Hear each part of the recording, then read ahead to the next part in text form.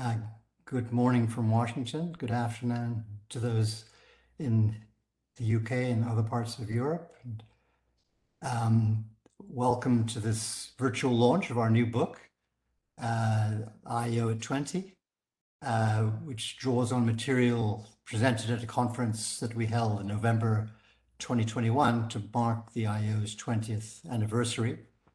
This book is now available. It was posted on our website yesterday, and you can download it from our website, ieo.imf.org, and it will eventually also be available in hard copy.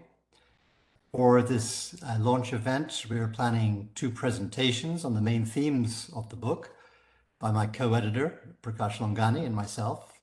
I will begin with a retrospective on the experience of the IEO's second decade and reflect on some of the challenges that the IEO has faced that will likely remain salient in the next decade. And then Prakash will then speak about how the likely evolution of the fund in the years ahead may affect the IEO's agenda, and also draw some lessons from comparisons of the IEO with peer evaluators. We will then turn to four expert panelists, all of whom know the IEO's work very well, and we'll hear their reflections from different perspectives. First, Ceyla Pazarbasioglu to provide a point of view from IMF staff, then Alison Evans, the former head of the World Bank's evaluation group, then Philip Jennings, currently chair of the board's evaluation committee, and finally Pablo Moreno, who will be taking over from me as director of the IEO next month. I will then open up to comments and Q&A from our virtual audience, and I should mention that the session is being recorded. So let's move to the first slide. So I'm going to start the presentation reflecting on experience in the IEO's second decade. Now, most of you are already pretty well aware of what the IEO does and how we work, but it may be helpful to give a brief primer. The IEO was established around 20 years ago in the wake of the Asia crisis, which was also a crisis for IMF credibility and legitimacy. We have a terms of reference that gives us three tasks. First, to support board oversight by evaluating IMF performance in areas of concern.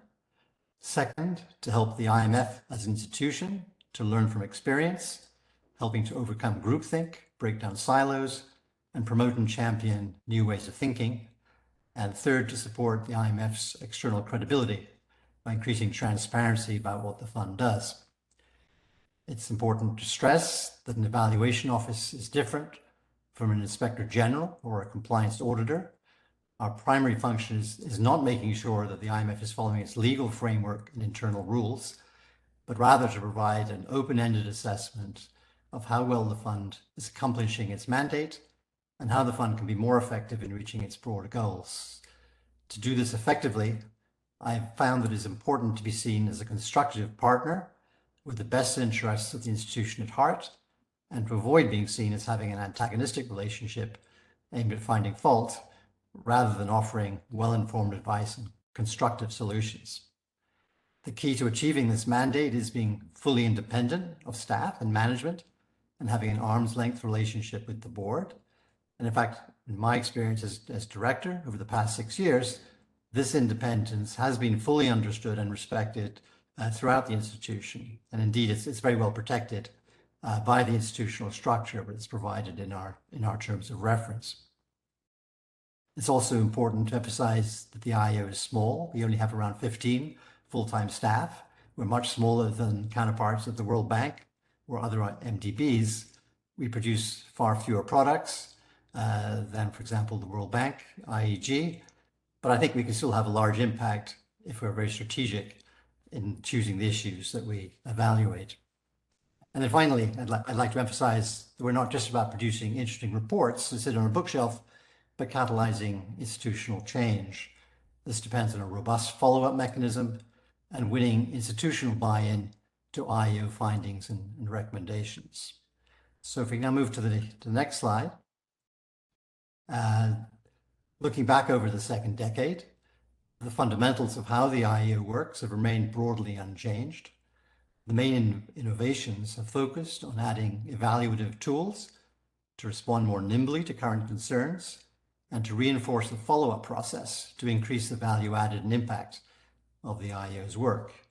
In terms of new products, evaluation updates were added in 2012 to come back to an issue after around 10 years to assess progress made in addressing concerns and identify new challenges. Shorter evaluations were introduced in 2019 on a pilot basis to respond more nimbly, to provide timely input on current issues. And we've also recently completed an early assessment evaluation aimed to provide initial lessons on the fund's experience in responding to the COVID pandemic.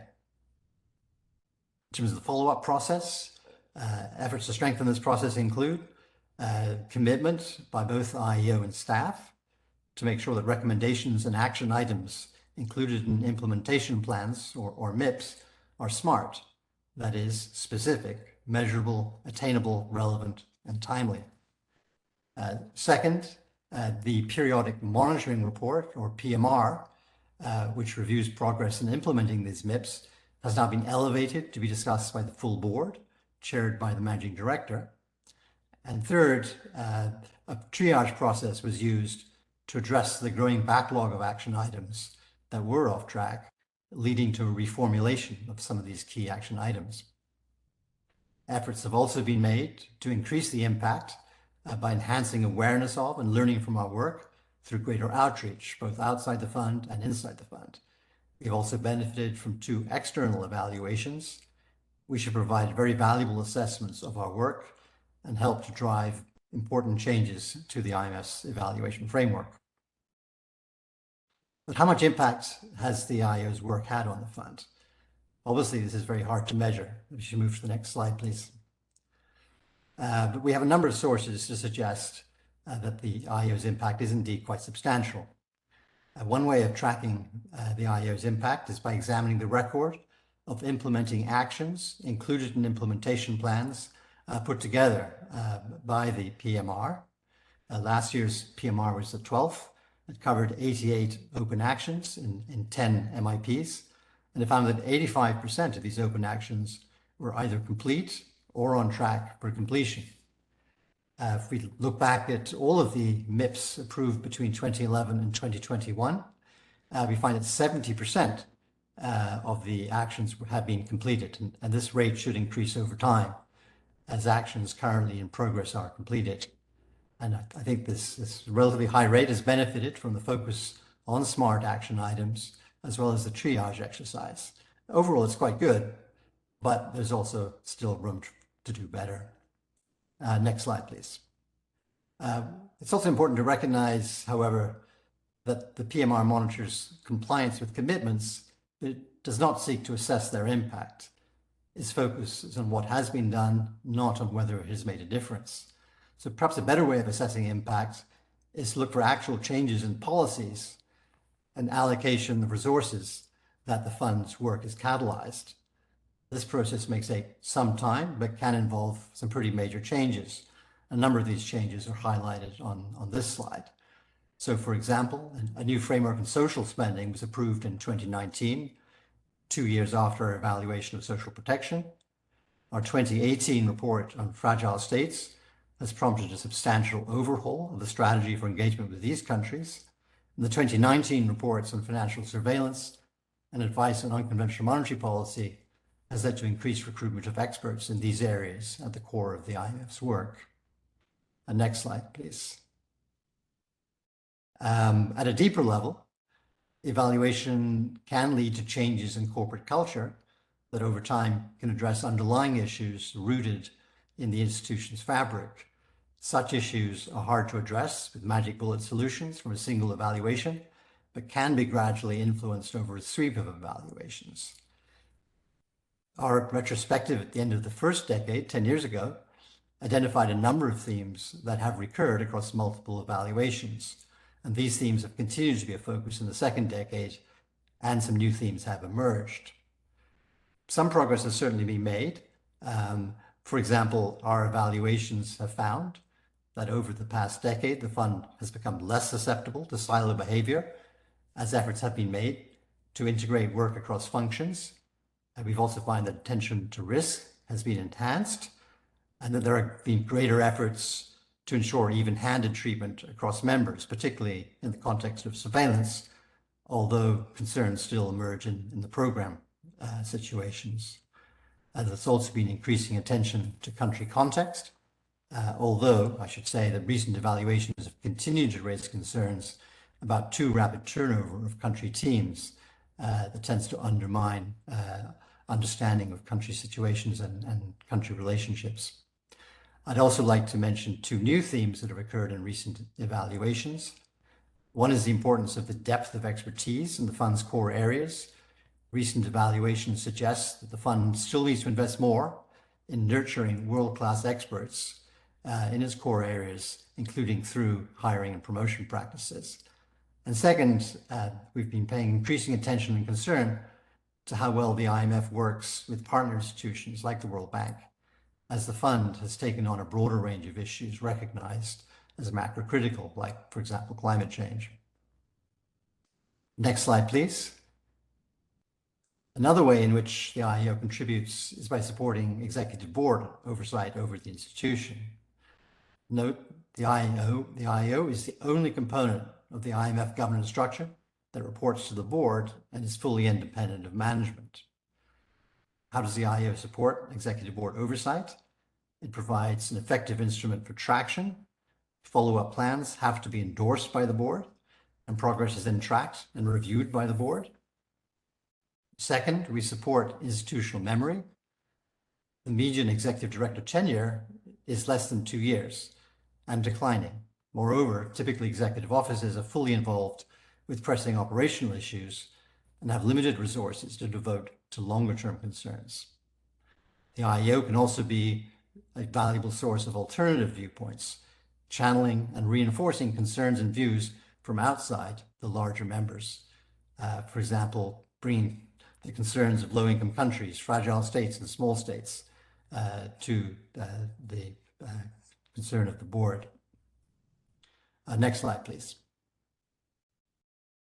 The IEO is also sought to strengthen communications, both inside and outside the fund, as a way of raising its influence. Notably, we've sought to deepen interactions with civil society. I should emphasize this is a two-way interaction. The IEO helps to explain the fund, but we also listen to and respond to civil society concerns. The social protection evaluation was a good example of an evaluation that received strong support from CSOs, which helped to push change at the fund. The IEO has also sought to pay greater attention to in-reach through seminars with staff to increase awareness, understanding, and buy-in for IEO reports, which is a crucial ingredient for obtaining meaningful traction. Since the pandemic, we've also learned to take better advantage of new opportunities. Virtual outreach seminars, both inside and outside the fund, greater use of social media, such as LinkedIn, have helped to increase awareness of our material and our messages. Next slide, please. So to conclude, the overarching challenge for the IEO, in my view, remains how we can increase our overall impact. I'll mention 4 directions that can be considered. First, the IEO could further shift the product mix towards timely issues of current concern.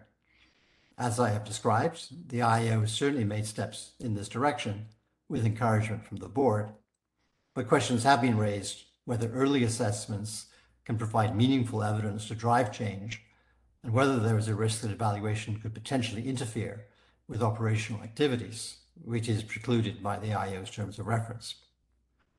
Second, the IEO could become more involved in the follow-up process to its evaluations, working closely with staff and the board. Third, the IEO could work more effectively with other evaluators, such as the IAG, learning from their approaches, and perhaps even more important, work together to help assess how well the fund is itself working with its partners. And fourth, the IEO could put more resources into strengthening outreach. I'm continually reminded that our reports could be shorter and sharper to make them more user-friendly. In each of these cases, there are both pros and cons that would need to be carefully considered.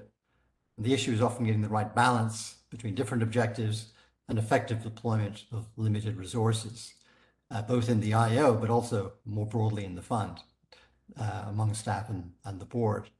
Hopefully, this IEO at 20 initiative can contribute to this discussion.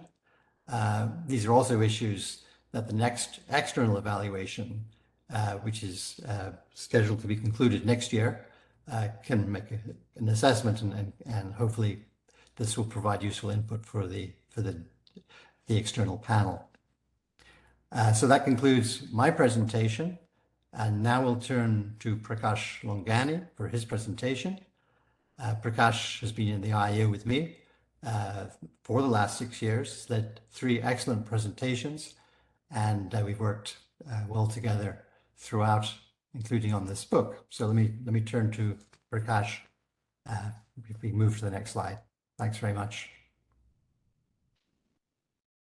Thanks, Charles. We could go to the next slide, please.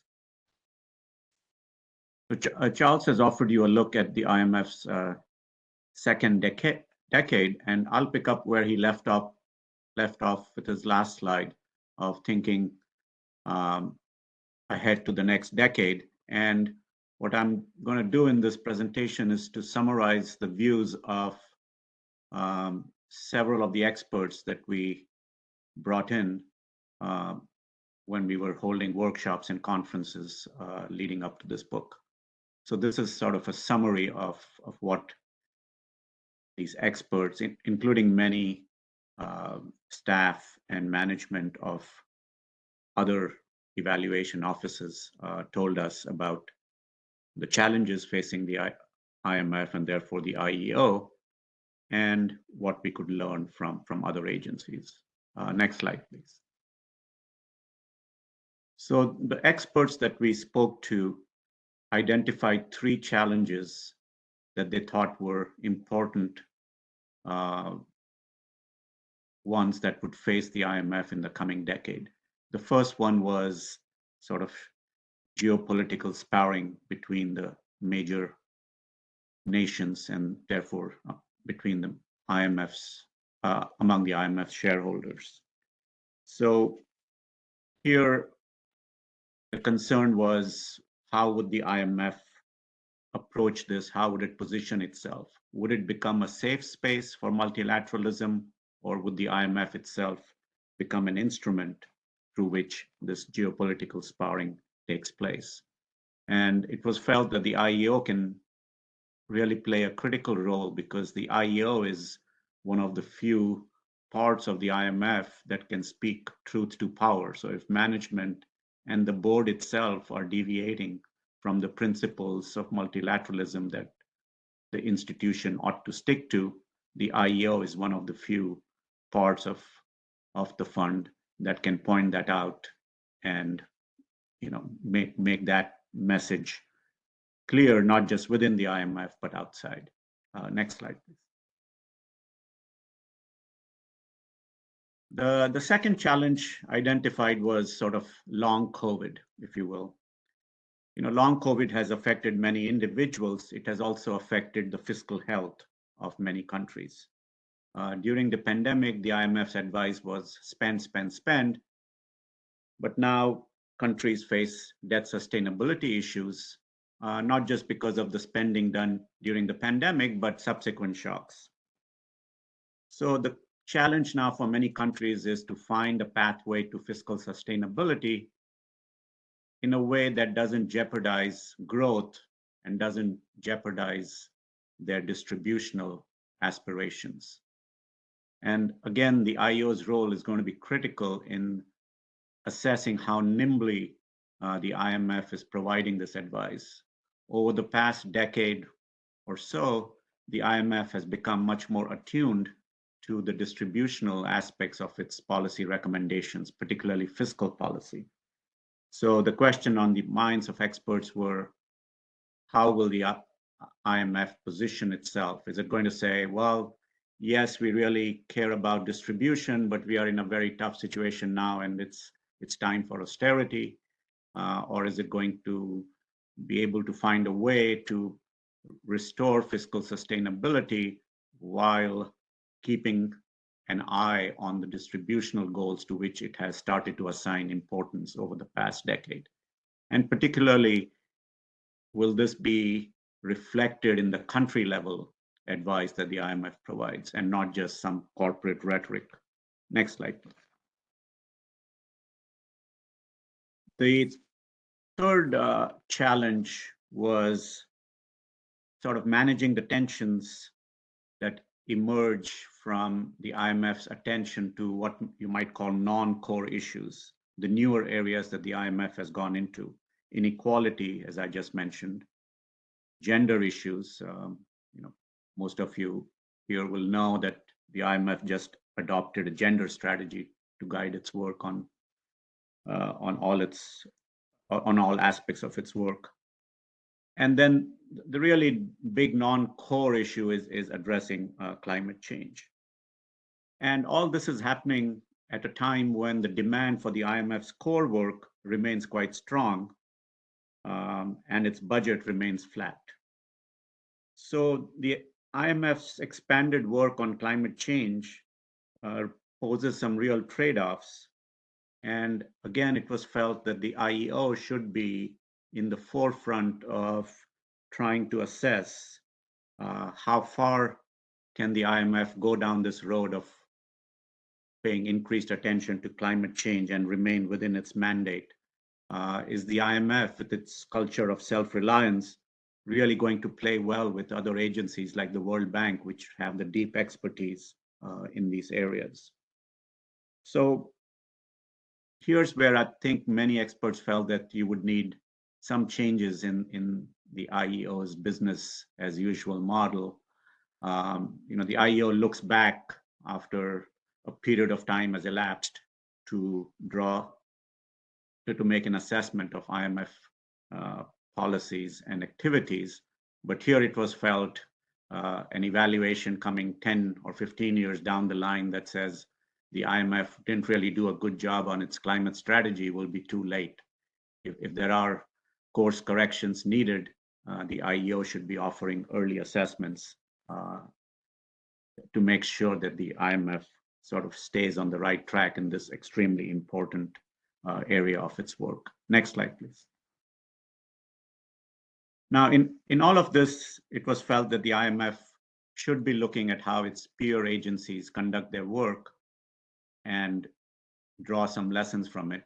We can skip over this slide because Charles mentioned already that the IEO is younger and smaller than its peer offices and produces fewer but lengthier reports.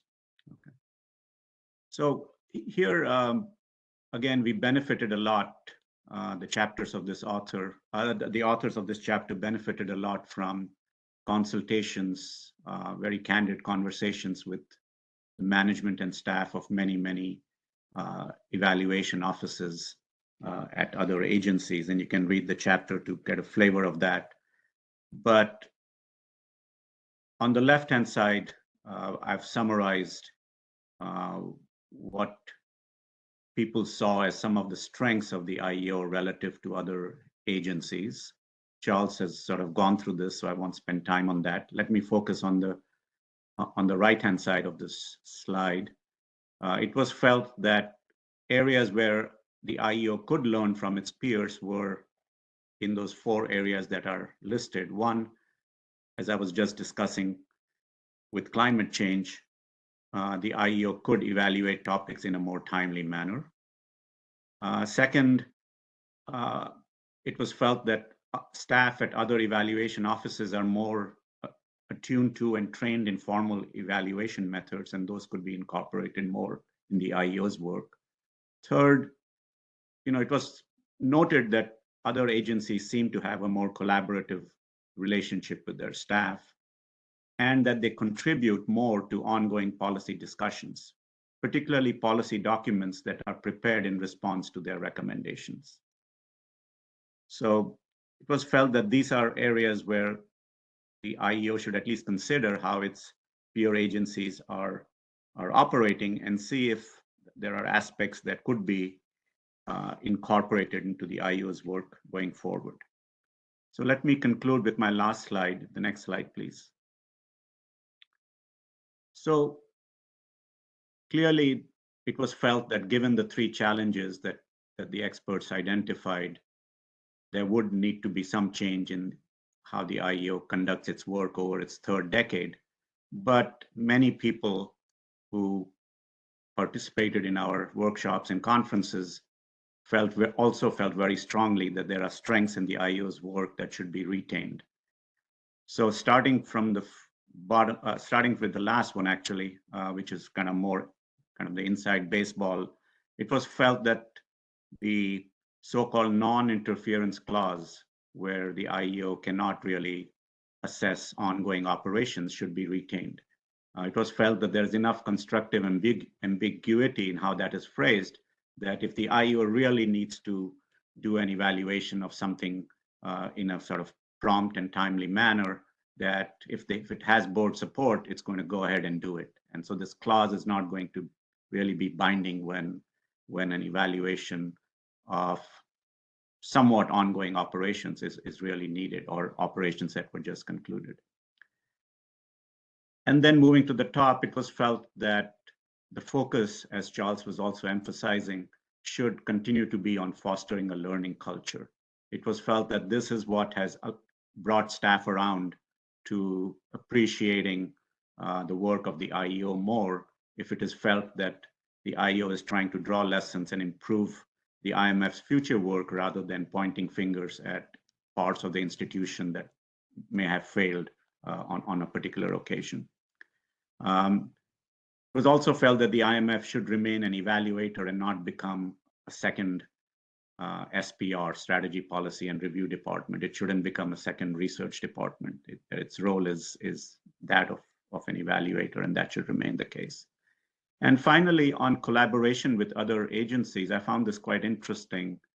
On the one hand, there is going to be greater need for collaboration with other agencies, because we are trying to assess areas like climate change, where the IMF and other agencies are involved at the same time and have to work together. Siddharth Tiwari, shown here, made a very interesting point that each agency sort of assesses its own institution, but what the world actually also needs is whether the system as a whole is delivering. So for instance, is the global financial safety net adequate? And to do that, you need to assess not just how one institution is doing, but how the system as a whole is working. So in that sense, the need for collaboration the need for assessment of collaboration, the need for working with other agencies is going to go up. But people who have worked at the IEO and at other evaluation offices also said that the prior experience has not been terribly positive, that there is enough of a difference in work styles, agendas, degree of independence across various evaluation offices, that the past attempts at collaboration have been fraught with difficulties. And there was a fear expressed that if you really go in the direction of joint evaluation, you would end up with having kind of the least common denominator in terms of recommendations, rather than really true recommendations that would shake up the system. So with that, let me conclude. We can go on to the last slide, because it shows the people that I would like to thank who have helped us put together the book, the authors, of course, the participants at various conferences, and a huge editorial and administrative team. So with that, let me turn it back to you, Charles. Thanks very much, Prakash. So like some similarities, but also some additional nuances there from Prakash on a number of issues, which I think will help to enrich the discussion this morning. So now we'll turn to the four panelists to hear their views from different perspectives. As I mentioned, our first panelist will be Ceyla Pazarbasioglu, who brings the perspective of a staff member. She is the director of the Strategy and Policy Review Department at the fund with which we work extremely closely. They're our closest counterparts on the staff. Unfortunately, Ceyla is at this moment on the other side of the world. And while this meeting is virtual, we're still constrained by time zones. But Ceyla very kindly left a short recording before she left. So we're now going to play that recording, and hopefully that will work. So if we can see Ceyla's remarks. I should also mention before we start that Rex Ghosh, who's a colleague of Ceyla's in SPR and also the fund's historian, has kindly agreed to step in for Ceyla later on during the Q&A session. But let's turn to Ceyla, if we can start the recording. Good morning, everyone. It's a pleasure to be part of this book launch. I would like to congratulate Charles, Prakash, and IEO staff on this excellent volume that reflects on the IEO's second decade of very important work. The IEO's work during this period has been impressive: 17 full-fledged evaluations, plus shorter evaluations, updates, and stock-taking exercises. These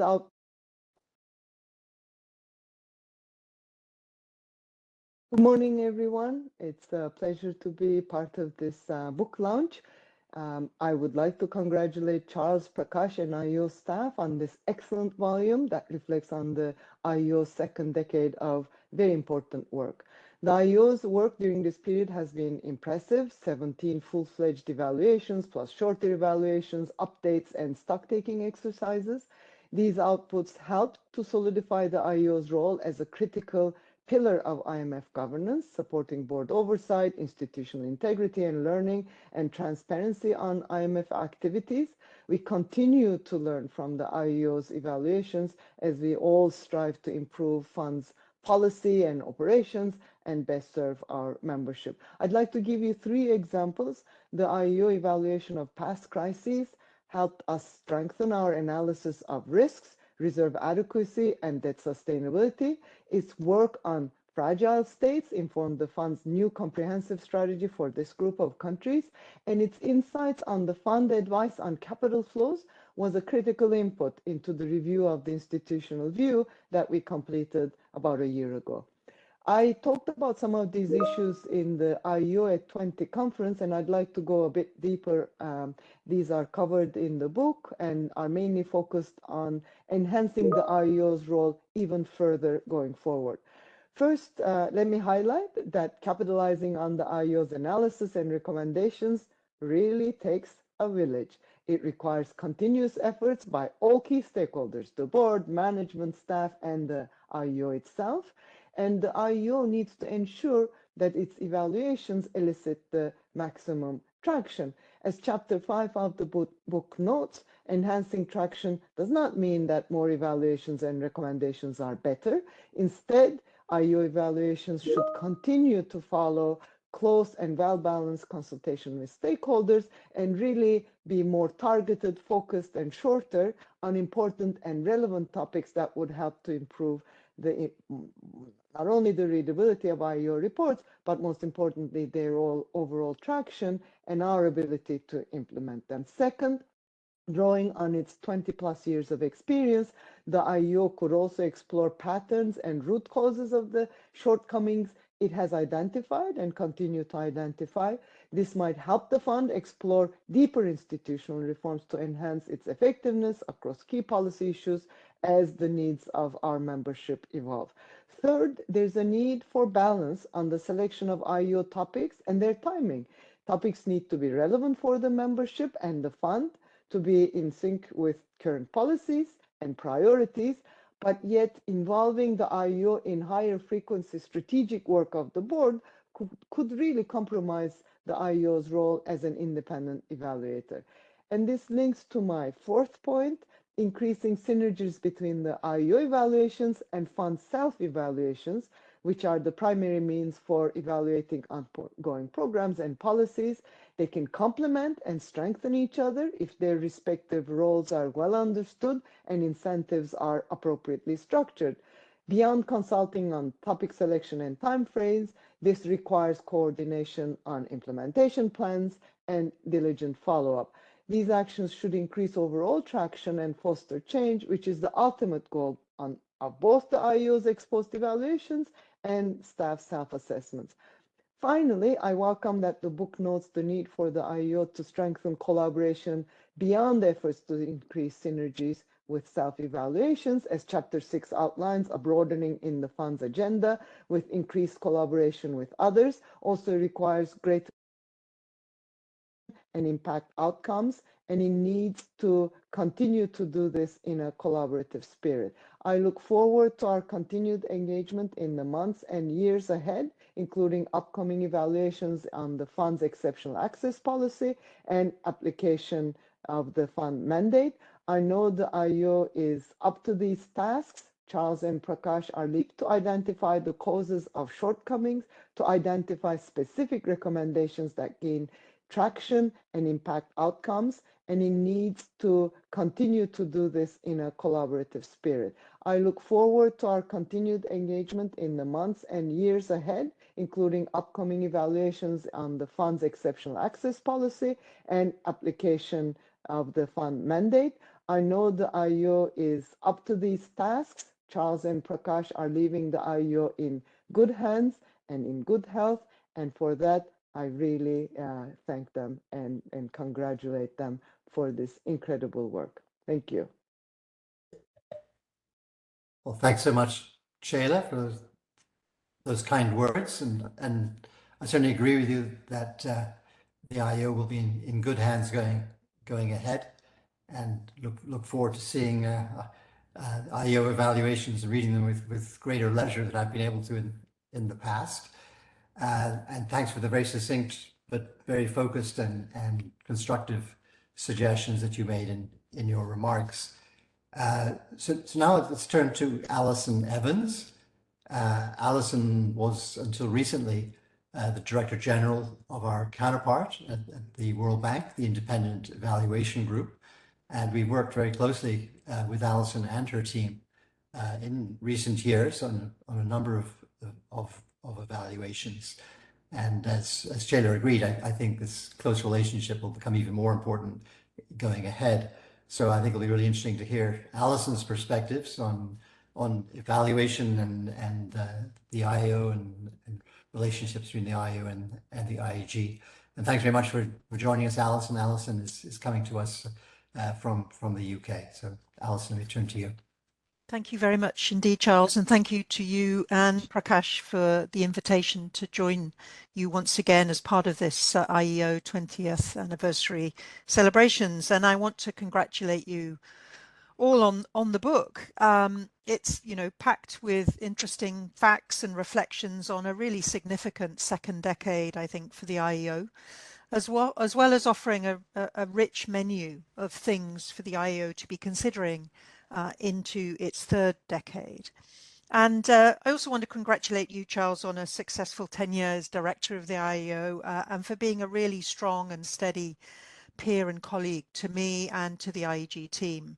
I think you and I always agreed that more coordination between our two offices would be a good thing, given the proximity and alignment between our two institutions. And while I fully agree with Prakash's comment on some of the risks associated with more in-depth joint evaluations, I think more coordination going forward can only be a good thing, and particularly given the sort of state of the world around us at the moment. So, you know, I think hopefully we set that up in a good direction.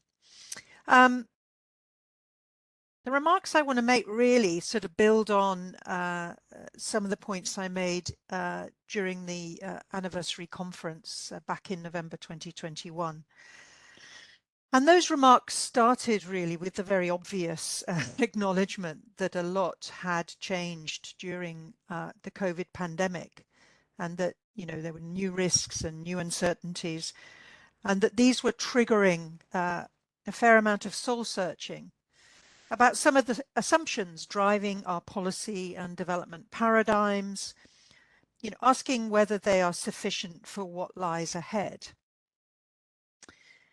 And so I imagine, something like 14 months later, and the crisis of COVID is not over. And I like the way Prakash put it, the effects of long COVID, not just on people, but on institutions and countries.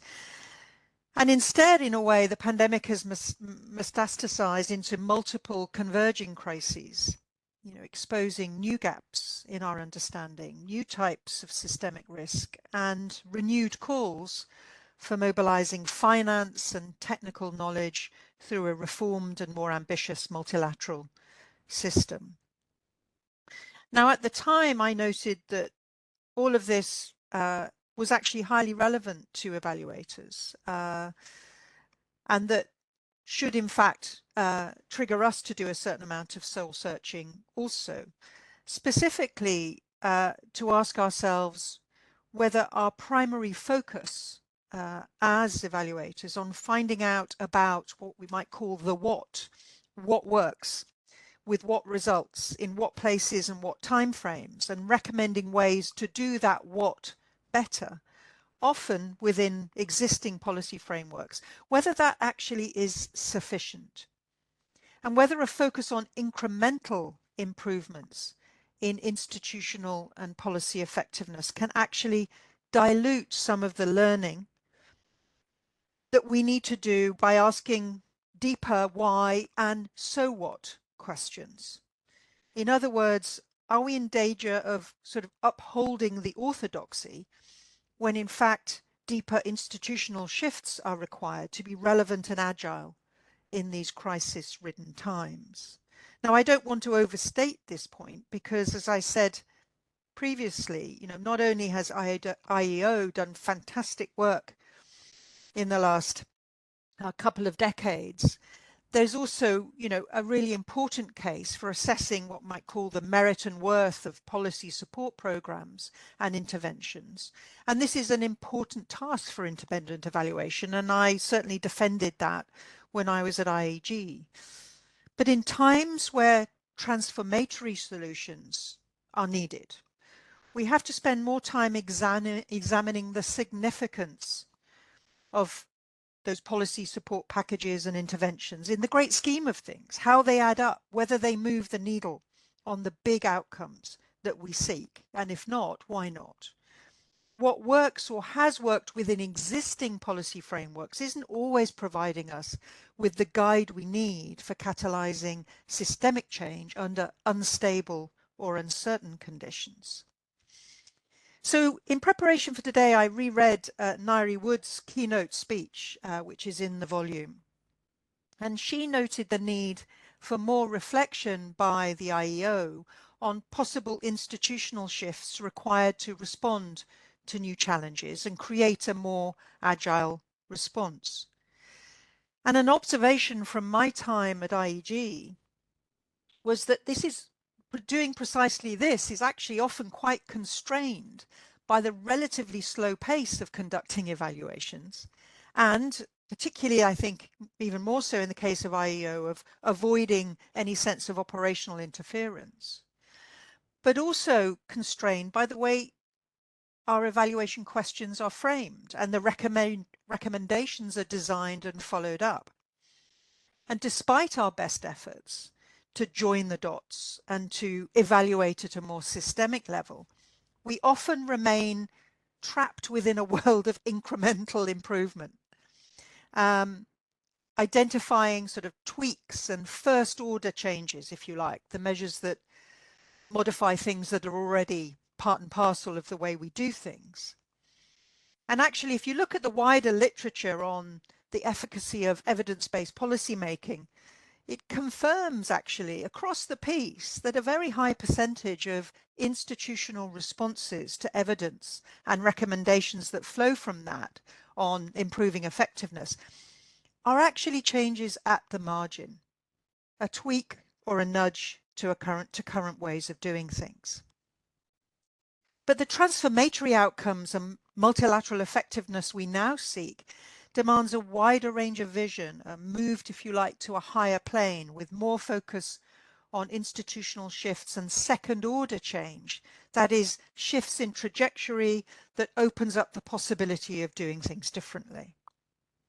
So looking ahead, I guess, and this I would say is an agenda for IEG as much as it is for IEO. I suppose the question is, how can IEO how can it look more at the question of what will it take for second order change to be possible? How can it do more joining the dots across evaluations to see how they add up at a higher level? How can it return to past evaluation topics, but with different questions, questions not asked at the time, to interrogate the evidence and possibly come up with different recommendations as a result? How can it do more to interrogate the gaps and the things that are missing, be that in capacity or in collaboration, that if those were addressed could inform different ways of doing things? And related to this, and I think this is something that came out very clearly out of the contributions to the book, is the need to continue to deepen the learning and change mindset around the uptake of IEO's work. Spending perhaps a little bit more time, and again, this is something I think Nairi Woods alluded to, understanding the behavioral responses to evaluation evidence, if you like, the science behind using evaluation evidence at board, management and staff levels. I think some of the enhanced culture of learning may come from shorter, swifter, more agile evaluations that can be used to influence the rollout of emerging programs. But I think it also requires something deeper than that, a really concerted effort to understand those behavioral responses, the sort of sometimes the cognitive dissonance that can build around taking on board evaluation findings. And also maybe building on Ceyla's point about building closer cooperation between IEO evaluations and staff self-evaluation, where the IEO can take on the role not just of asking questions ex post, but possibly questioning some of the answers that emerge from self-evaluations in order to feed continuous learning and make them more useful for challenging orthodoxies and fostering change. So to summarize, it's a fantastic volume. It's been a pleasure to be involved in this discussion and to really dig deep into some of the areas where the IEO has been able to go and to influence meaningful change in the fund. But I think for all of us who have worked in independent evaluation and still do, there's a real need now to seize the opportunity to look beyond the what to more questions of so what, to consider the significance of a work in the context of the context we find ourselves today, which is much more around its transformatory significance, and to open up really the possibility of identifying deeper second order changes, really to ensure that our institutions, our multilateral institutions, are really fit for the future. And with that, Charles and Prakash, I'll leave it there. No, thanks so much, Alison. That was a really interesting set of comments, and I think you sort of build on what some of the themes that Ceyla was making. But I thought it was particularly interesting this idea that we should be more ambitious in aiming for deeper, more transformative change rather than incremental change. And I think the one implication of that is it actually that the swifter, more nimble, quick assessments may actually be going in the other direction. So that's clearly going to be a challenge, because I think there's a tension between those two objectives. Let's now turn to Philip Jennings. Philip is currently the executive director on the board for a constituency with Canada, Ireland, and many small island states. And he's also the chair of the board's evaluation committee. which is responsible for scrutinizing new implementation plans. And Philip will also be helping to organize the launch of the fourth external evaluation. Philip comes from a background in the Canadian administration, so I think it'll be interesting to hear perspectives from that vantage point, as well as his current role as chair of the EVC. So, Philip, let me turn to you. Thank you, Charles. And I just really first wanted also to echo a congratulations to you and Prakash on the launch of this book. In particular, I really do welcome the initiative that you've taken to reflect and capture perspectives of the time you've had at the IEO and to draw lessons to improve the relevance and impact of the IEO at the fund. My comments today are grounded primarily in the role I play now, so as member of the executive board of the IMF, and as member and now chair of its evaluation committee. And for those that are not familiar, I think many of you are, but just not, the committee has as its key function to follow closely the evaluation function of the fund and advise the executive board on matters related to evaluations, including those of the IEO. I should also mention, in terms of my experience in the government of Canada, that my very first position was actually in an evaluation unit. And ever since that time, I've had a long-standing, keen interest in optimizing the value of evaluation in the proper functioning of organizations. And in a few instances where I was working on complex files, I deliberately brought in people with evaluation experience into the work teams, given what I thought was really relevant experience to manage complex files. All that to say that I'm very pleased to be part of this event, both as a panelist, but also as an audience. And I look forward to the remarks. I'm already happy with the remarks I've heard from our panelists, but also Pablo next and the discussion that will follow. I'll organize my many thoughts on evaluation and the IEO into three main themes, drawing inspiration from my experience and from the board. These include the importance of evaluation in reinforcing a strong governance framework, the need and benefit to focusing on traction of the evaluation work, and lastly, the practices and plan to conduct external evaluations of the IEO.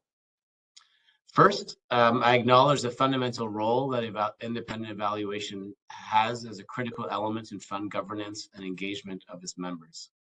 At its core, evaluation helps ensure that policy and program decisions are rooted in evidence, supporting accountability and external credibility. A well-functioning and independent evaluation unit serves to bolster the legitimacy of organizations they evaluate, both within and with those external to the organization.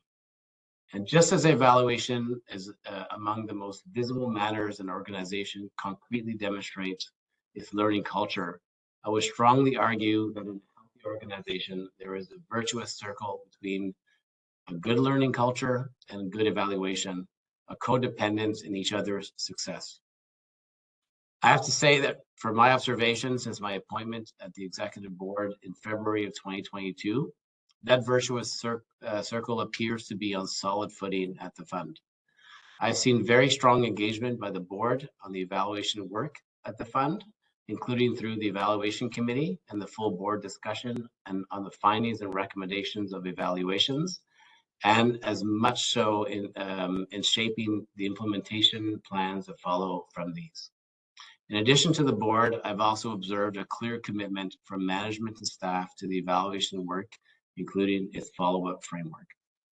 In recent evaluation on the fund's evaluation engagement with small states, the evaluation and implementation plan was discussed extensively by the board and its evaluation committee, and also by the board's small states working group, which comprised 9 of 24 executive directors.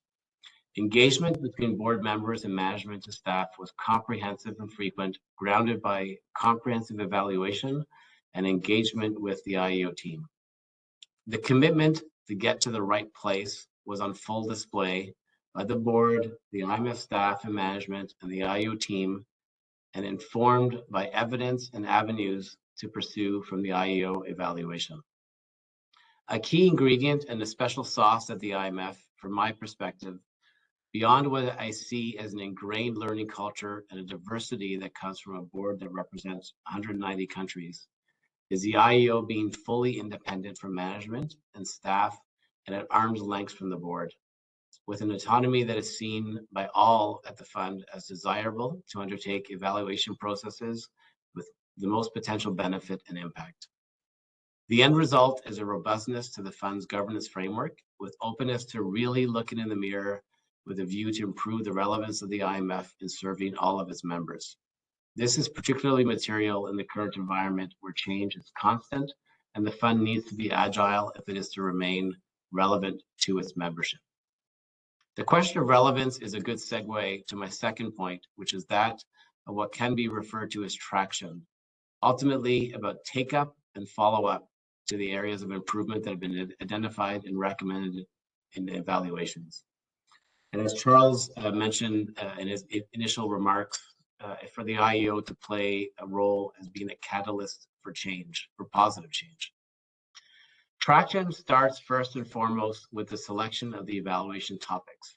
And this matters even more with a relatively more compact IEO that can undertake less projects than its counterparts in other organizations. The IEO independence here, again, is key, with an ability and a track record of broad engagement to select its evaluation topics, and it alone selects ultimately what those topics are. Traction next depends on ensuring that the recommendations themselves will ultimately be actioned and those actions implemented. Here, the commitment and application to the SMART criteria, and as Charles mentioned, that's specific, measurable, achievable, relevant, and timely, are critical, and as the board involvement in their adoption and monitoring. Here, and this is a more generalized comment on evaluation, but one that applies to the IEO as well, is a need to keep pushing the envelope on actions focused on outcomes and not just outputs.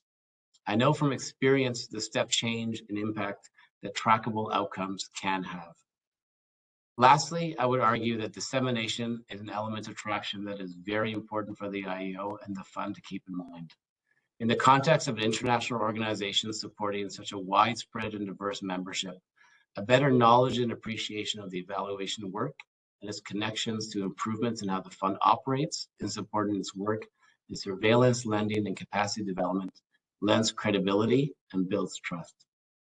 Overall, on traction, I do see scope to strengthen the dissemination of the IEO work, to reach a broader audience, to sharpen focus on shorter evaluations produced at an early stage to address current issues, as well as to deepen collaboration with other multilateral institutions working on common yet complex issues within countries and regions. On the latter, given the unique place the IMF holds in the foundation of the global financial safety net, promoting economic and financial stability, with its governors, the ministers of finance, and central bank governors from around the world, I do fully subscribe to the evolution of the IMF over time to increase its focus on issues such as climate, inequality and inclusive growth, governance, and gender. Given the macro criticality of these issues and the mandate of the IMF, the fund cannot sit on the sidelines.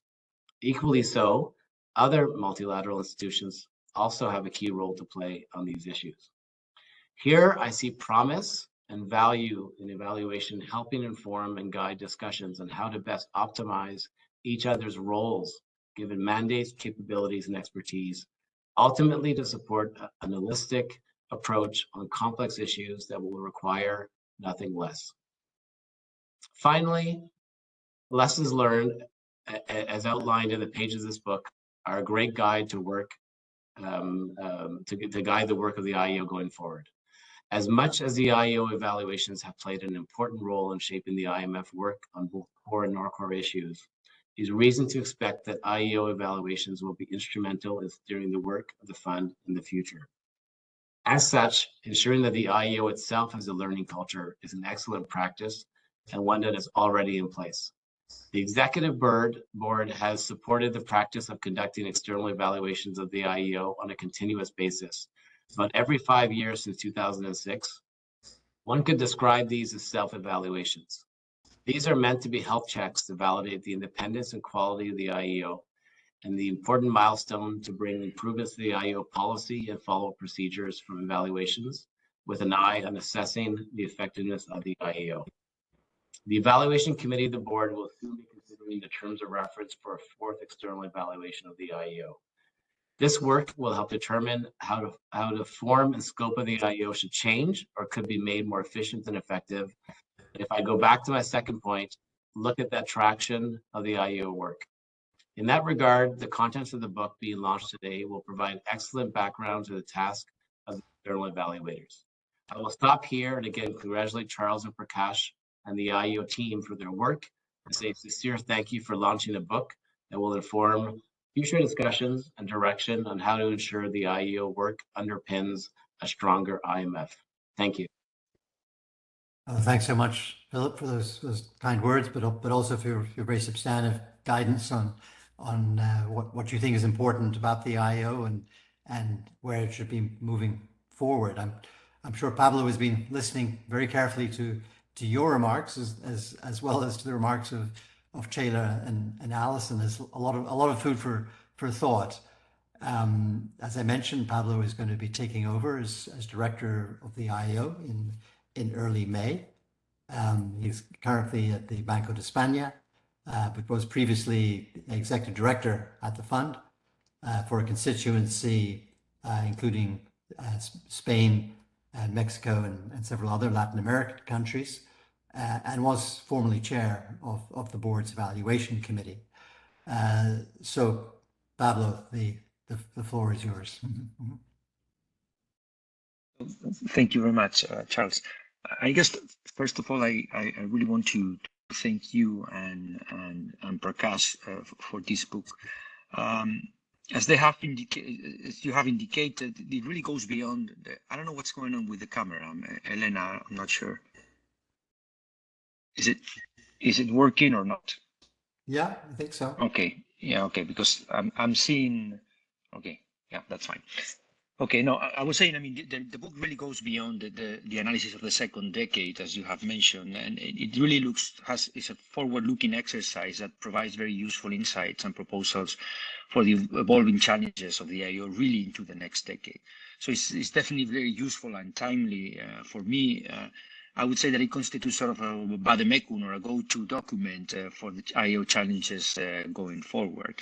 And also, as pointed out by Philip, I think it will be very useful in the upcoming fourth external evaluation of the IEO that is scheduled to start this year.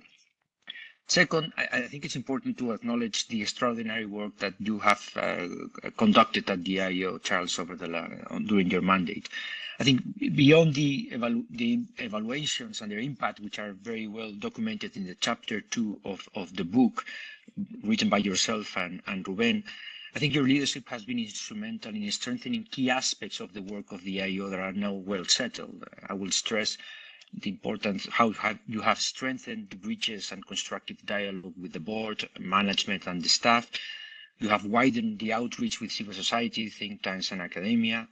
You have also fostered robust analysis based on systemic evidence. And importantly, I think you have consolidated the smart approach to evaluations to specific, measurable, attainable, relevant, and time-bound recommendations. So the result, I think it's a well-anchored reputation of the IEO among all of its main stakeholders and a very high traction of its recommendations. So you have really left the bar really high, Charles, and I guess using the English expression, I have some very big shoes to fill. Now, if I would like to focusing on today's presentation, I would like to share some thoughts on the challenges for the IEO, drawing also from the book and from the comments by the colleagues before me. So maybe first a word of prudence or a caveat. I mean, my views are naturally only preliminary today. They will have to be refined after a more thorough analysis of the IEO from within, and also following a wide engagement with stakeholders, starting with my colleagues at the IEO, but also with the board, management, staff, and external stakeholders. So basically, my first task when I arrive next month at the IEO will be to conduct this wide outreach effort and to sustain it over time, in order to bring in the stakeholders' concerns and integrate them into the IEO work. I think it's useful to structure my comments around the three main functions of the IEO: supporting the executive board, enhancing the learning culture, and strengthening the fund's external credibility. So with respect to the first function, the support of the executive board in institutional governance and oversight responsibilities, basically the IEO will have to support the board in the overall challenges that are going to be faced by the IMF and by the board. I think chapter 6 by Nicoleta and Prakash, and also the comments by Prakash earlier today, are very useful in this respect. Here, I think I will highlight two broad challenges that have been stressed in some way or another also by the rest of the colleagues. First is the context of higher uncertainty. I mean, the IMF is facing new types of risk and shocks that differ from the traditional economic and financial ones, including climate change, the long COVID pandemic, as stressed by Prakash, geopolitical tensions and risk of fragmentation, cyber security failures, or maybe a combination of them in a sort of a polycrisis. So the issue with these types of shocks is that they entail greater uncertainty because it's more difficult to predict when they're going to occur, how large they will be, and what lasting impact they may have. And they will require also from the fund to react quickly, flexibly, and with a higher learning by doing component. And the second broad challenge that I think is going to be the fund is going to be facing is the focus on a broader concept of sustainability. I mean, the focus of the IMF on fiscal, monetary, and financial sustainability will remain at the core of its activity, with some nuances, and Prakash was mentioning the increasing debt levels that will have to be factored in.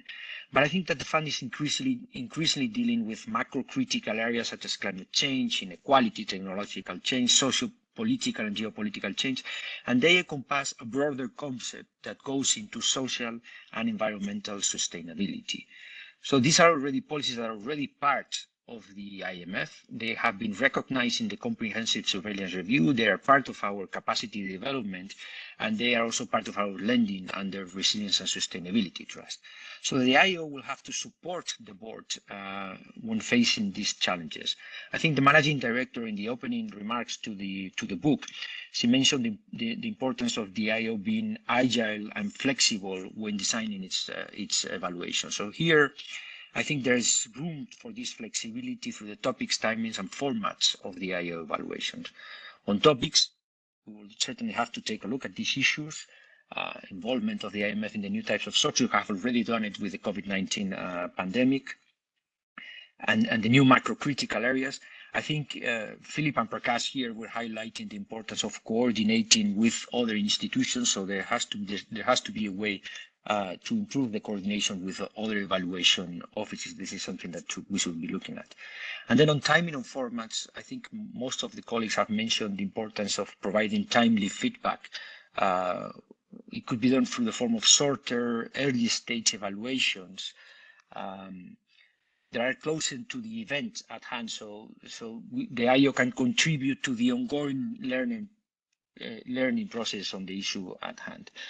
You have already innovated on this type of products, Charles, with short-term evaluations such as the bank fund collaboration, mid-term engagement with the board with the COVID-19, or exercises such as a stock taking or lesson learned from past evaluations that can feed into ongoing policy discussions. On the second function of the role of enhancing the learning culture of the fund, I think that this basically requires an effort of continuous, constructive, and persuasive dialogue with the staff and management and the board to be perceived as a trusted advisor and not so much as an antagonistic watchdog. And I think this is a point that you, Charles, and Prakash have both made, and I fully share it. I think it's important to distinguish between independence and isolation. They are not synonymous.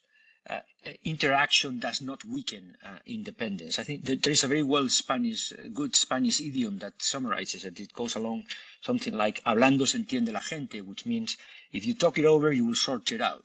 So basically, the strategy of dialogue is more of having a good understanding of each other's perspectives. Another important, and I think it's also important in this debate, is that the dialogue strategy does not clash with the objective of accountability. Sometimes to be an effective agent for change may require for the IEO to be a ruthless truth teller. For instance, if the institutional culture is showing unhelpful inertia or resistant to change. And I think this links to Alison's comments on the questions that the IEO has to ask. Sometimes maybe the what is not enough, and you have to go into the other question that she was proposing, the why and the so what. And sometimes this ruthless truth teller function can be useful when what you need is an institutional shift or transformational second order change. And finally, also on the role of enhancing the learner culture, I think the follow-up process is key. Here, there has been a significant improvement in the past years with the SMART approach on the one hand, the so-called triage exercise or categorization exercise, which basically brought up today the past recommendations from many years ago. But I think there is also room for improving the coordination with SPR, Ceyla's department, or the Office of Internal Audit. Ceyla was mentioning, for instance, the importance of seeking greater synergies between the staff sales evaluation and that of the IEO. Philip was mentioning also the importance of focusing on outcomes more than on outputs, which I think is key. And I think also chapter 4 of the book by Jasmine provides very interesting feedback. For instance, the importance of providing feedback of ongoing policy papers that are related to management implementation plan actions.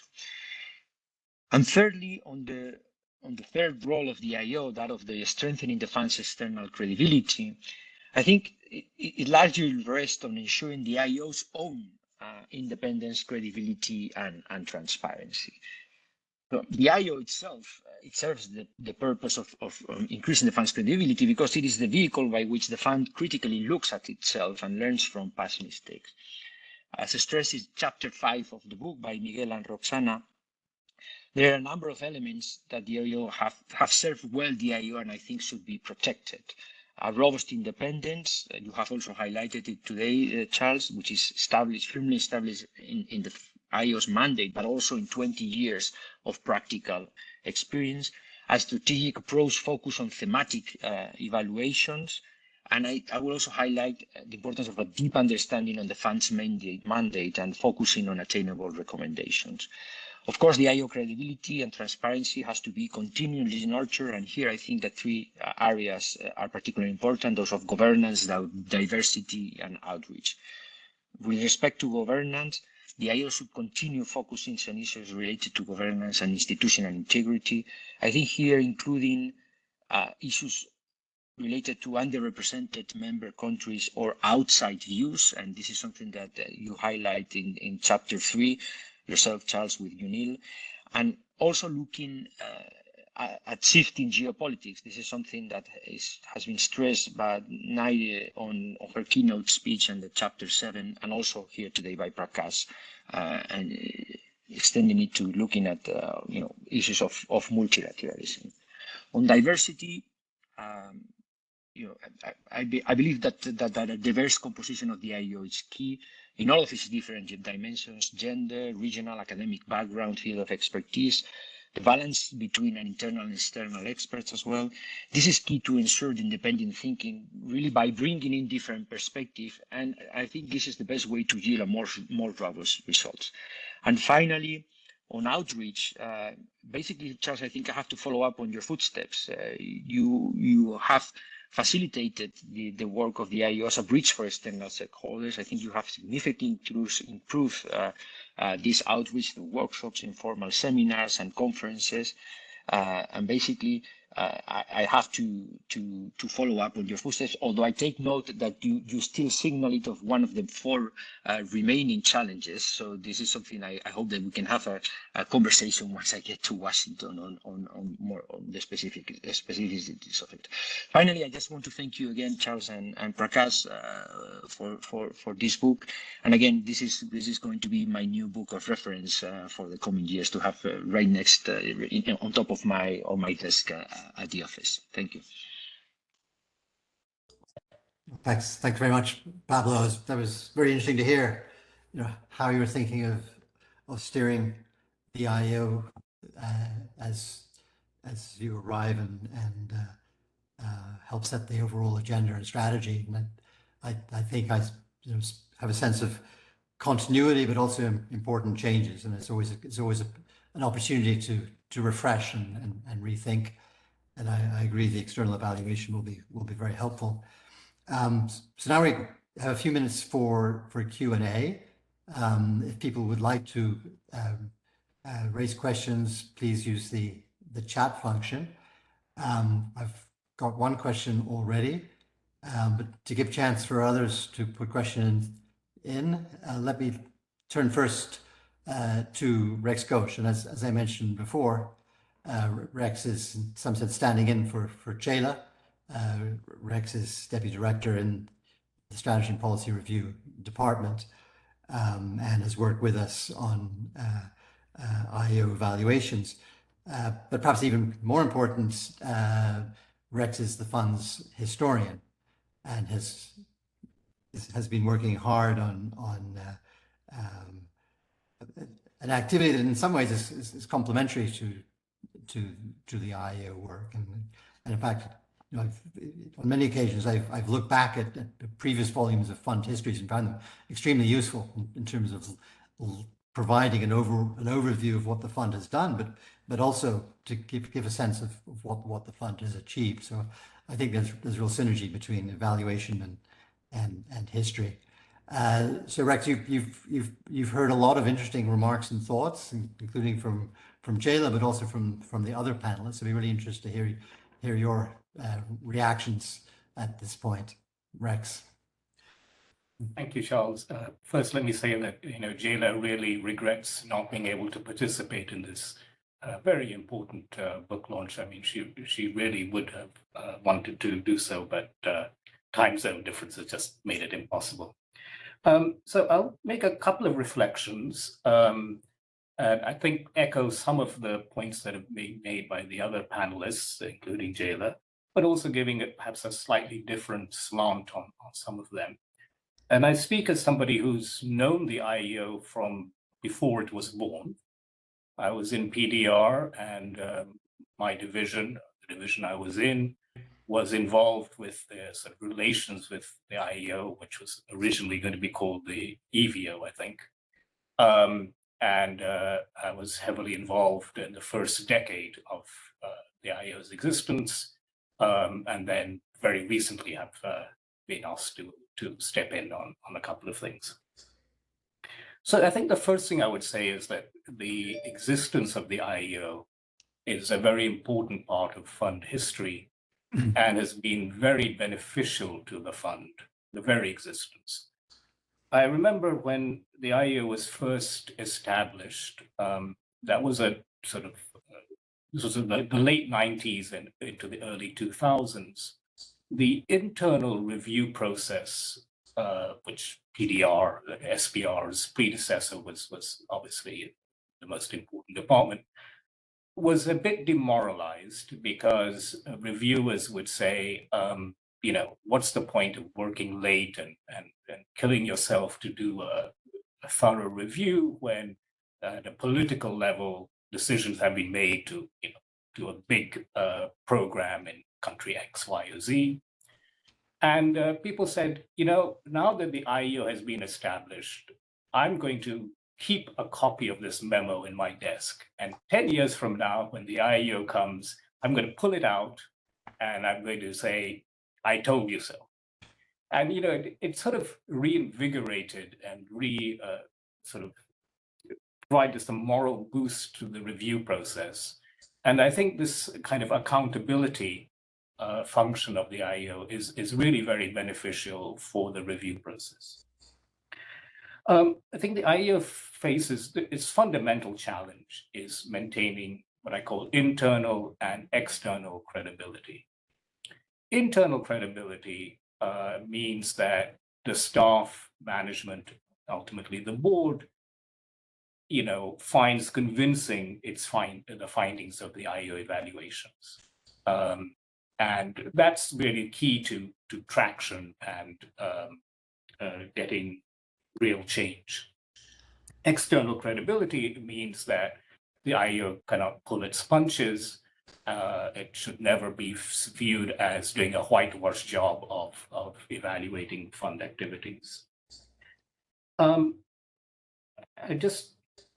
remember a conversation with Monte Carlualia, who was the first director of the IEO. And at the time, the IEO was going to write an evaluation of the Asian programs, Thailand, Korea, and maybe I think it did Thailand, Korea, and Brazil. And this was right after the staff PDR, in fact, by division, had done exactly that. And I asked Montek, well, what's the point of the IEO doing this? Do you think you know analytically better than the staff? And he said no. But the IEO can go into issues that the staff cannot and do not, which is the internal decision-making process of the fund. So how did we arrive at where we did? Whereas the staff can look at, well, we made this decision, we had this conditionality, and this was the outcome, and the staff can do that perfectly well. But what the staff cannot get into is how the decisions were made at the fund. And I think here, the IEO still has a little bit of a challenge, which is that, ultimately all decisions, all programs, all surveillance is done by the board. It has to be approved by the board. So if the IEO is going to effect genuine change, it has to be able to hold the board to account. If there are instances where the fund is not even-handed or is not uniform in its treatment of members, you can be sure that that does not come from the staff. Okay, it comes from the major shareholders. So how the IEO sort of tackles these big picture issues, I think, is a challenge.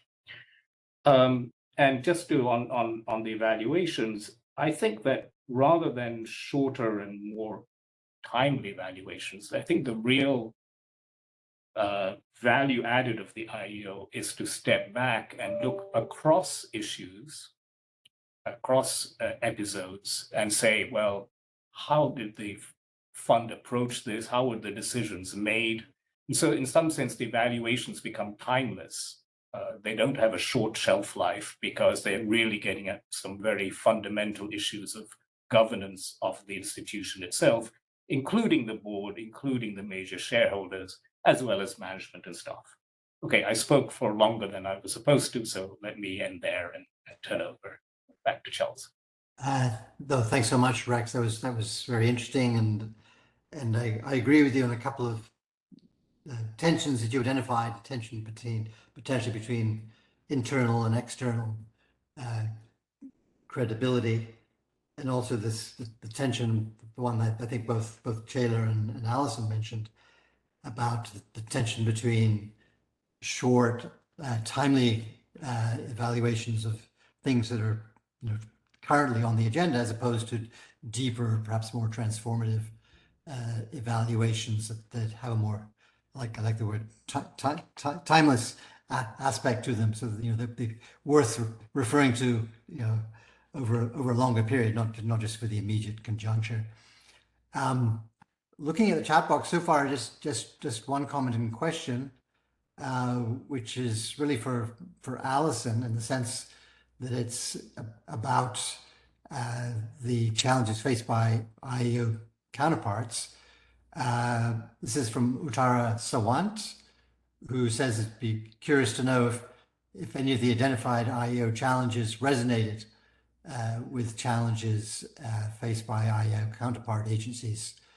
I think, Alison, you've already mentioned a couple of those, including this tension between the moving quickly and moving deeply, and perhaps also the tension between accountability and learning, which Rex also mentioned just now.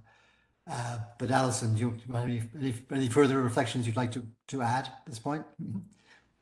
Sure. I mean, I think there's a lot of resonance, I think, for not just IEG, but other evaluation functions across the multilateral development bank space with some of the themes that have emerged during this discussion today and in the volume itself. I think, the point about traction, what does that look like? What does good look like? How do we replicate that? How do we keep thinking about how to sort of deepen the traction, not just through board and management, but all the way through our institutions? That is certainly a challenge that I encountered when I was at IEG, which is we did a lot, I think, in terms of traction at the board level and at senior management level.